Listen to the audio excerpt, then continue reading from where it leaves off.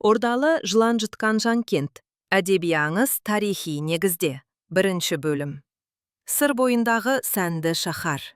Ертеде Сырдарияның бойында жазы жайсаң, қысы жұмсақ өлкеде Жанкент атты ірі қала болыпты.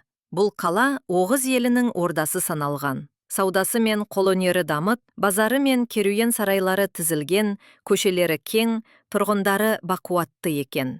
Қаланың ханы Санжар. Айбынды да қатал билеуші. Ол әділдігінен гөрі атақ-даңқ пен байлыққа көбірек құмар болған деседі. Ханның жалғыз қызы Бегім сұлу. Ел ішіндегі көркі мен ізгілігі жарасқан ару екен. Екінші бөлім. Күмән мен кінә. Бір күні белгісіз себеппен хан қызының пәктігіне күмәнданады. Менің ардақты тұқымымның абыройын төкті деп, Бегімге ауыр жала жабады. Қыз не десін? Әкесінің қаһарынан қорқып, көз жасын тыя алмайды. Қаланың данасы әрі әулиесі Қарабура бұл хабарды естіп ханның алдына келіп, «Уа, Санжар, қызың кінәсіз болса, Құдай оны өз қолымен ақтар. Егер кінәлі болса, жазаң орынды болар», дейді. Бірақ ашуға булыққан хан қарияның сөзін тыңдамай, Бегімді зынданға тастап, қолын шауып, бұрымын кесуге бұйырады. Үшінші бөлім. Әулиенің дұғасы.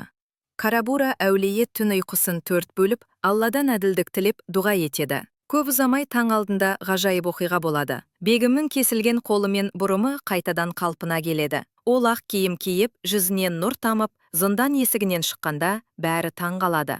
Қыздың пәктігі дәлелденеді. Сол сәтте Бегім сұлу аспанға қарап, «Әке, менің арым таза, бірақ сен әділеттен тайдың», деп ақ құсқа айналып ұшып кетеді. Төртінші бөлім. Қарғыс және қаһар. Қыздың мұндай бейкүнә күйде жоғалуына күйінген Қарабура әулие Санжар ханға теріс бата береді. «Қыздың көз жасымен жерім улансын, елің жыланға толсын», дейді. Сол түннен бастап Жанкент аспанын қара бұлт торлап, найзағай шатырлап, қатты дауыл тұрады. Күн күркіреп, жер сілкінгендей болады. Жаңбырмен бірге аспаннан сансыз жыландар жауады. Олар жерді басып, шаһардың қабырғалары мен үйлеріне кіріп, адам атаулыны қырып салады. Бесінші бөлім. Ордалы жылан жұтқан қала. Аспан ашылғанда сырдың бойында бір кездері гүлденіп тұрған қала орны ғана қалған. Қала ортасында ордалы жылан ұя салып, ғасырлар бойы мекендепті. Содан бері ел аузында Жанкентті ордалы жылан жұтқан деген сөз қалған. Түйін.